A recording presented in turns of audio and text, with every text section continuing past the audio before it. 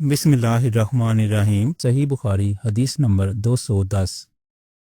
حضرت میمونہ زوجہ رسول صلی اللہ علیہ وآلہ وسلم نے بتلایا کہ آپ صلی اللہ علیہ وآلہ وسلم نے ان کے یہاں بکری کا شانہ کھایا، پھر نماز پڑھی اور نیا وضو نہیں فرمایا۔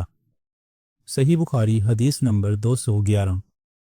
رسول اللہ صلی اللہ علیہ وآلہ وسلم نے دودھ پیا، پھر کلی کی اور فرمایا اس میں چکنائی ہوتی ہے۔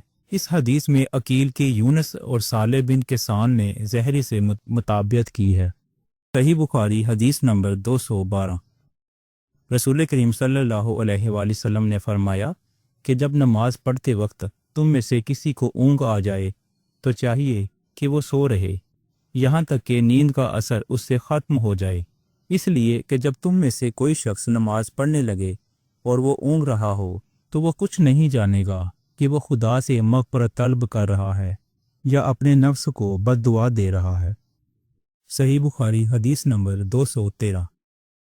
آپ صلی اللہ علیہ وآلہ وسلم نے فرمایا کہ جب تم نماز میں اونگنے لگو تو سو جانا چاہیے، پھر اس وقت نماز پڑھے جب جان لے کہ وہ کیا پڑھ رہا ہے۔ صحیح بخاری حدیث نمبر 214۔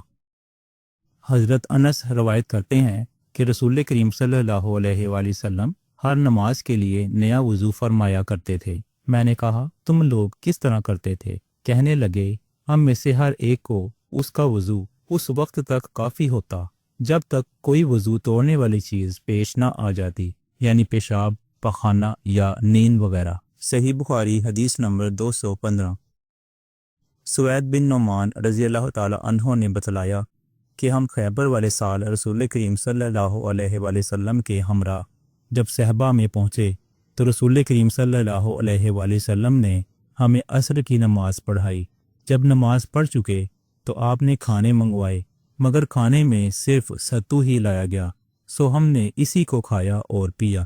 پھر رسول کریم صلی اللہ علیہ وآلہ وسلم مغرب کی نماز کے لیے کھڑے ہو گئے تو آپ صلی اللہ علیہ وآلہ وسلم نے کلی کی، پھر ہمیں مغرب کی نماز پڑھائی اور نیا وضو نہیں کیا۔